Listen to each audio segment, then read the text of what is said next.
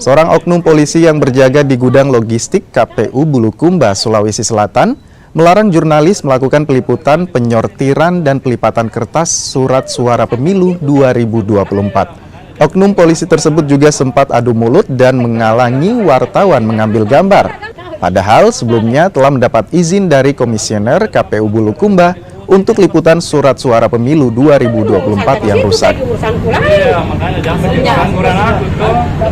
Siapa yang gangguan? Saya nggak gangguan Nata. Masing-masing punya ranah. Sakit diam sekarang. Kita jadi diam lagi. Dia mikir juga. Dari penyortiran dan pelipatan surat suara pemilu ditemukan sejumlah surat suara rusak seperti sobek, bernoda, dan kotor. Penyortiran dan pelipatan surat suara ini melibatkan 222 orang.